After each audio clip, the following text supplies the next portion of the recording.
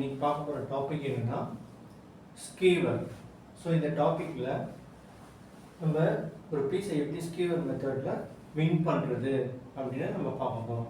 Already நம்ம பின் subject படிச்சிருக்கோம். அந்த பின்னோட ரிவர்ஸ் மாடல் தான் ஸ்கீவர் அப்படின்னு ஞாபகம் வச்சுக்கலாம்.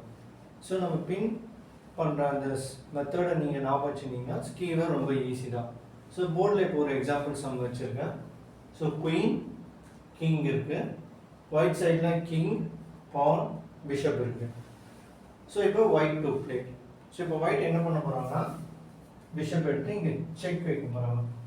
இங்கே எந்த பிஷப் எடுத்து இங்கே செக் வச்சாங்க செக்கு. ஸோ பின் பண்ண பீஸை நம்மளால் மூவ் பண்ண முடியும். பட் இது வந்து ஸ்கீவர். ஸோ அதோட ரிவர்ஸ் மாடல். ஸோ இப்போ என்ன பண்ணுங்க, செக் வச்சா கிங்கை காப்பாற்றணும். ஸோ நம்ம என்ன பண்ணுறோம், கிங்கை ஜஸ்ட் ஒரு ஸ்டெப் மூவ் பண்ணலாம். ஸோ பின்னாடி இருந்த குயின் வந்து நமக்கு ஈஸியாக கிடைக்கும், அவுட் ஆகிடும்.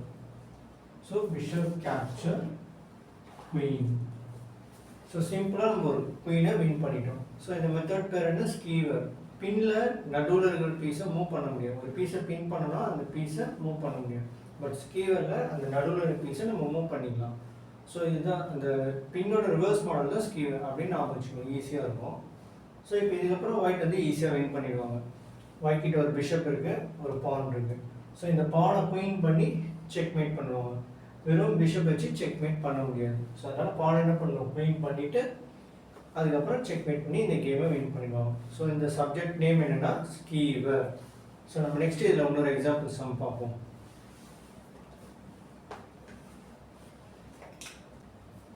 ஸோ இந்த சம்மில் பார்த்தீங்கன்னா ஒயிட் கிட்ட ஒரு கிங்கு ஒரு ரூக்கு, பிளாக் கிட்ட ஒரு கிங்கு ஒரு ரூக் இருக்குது.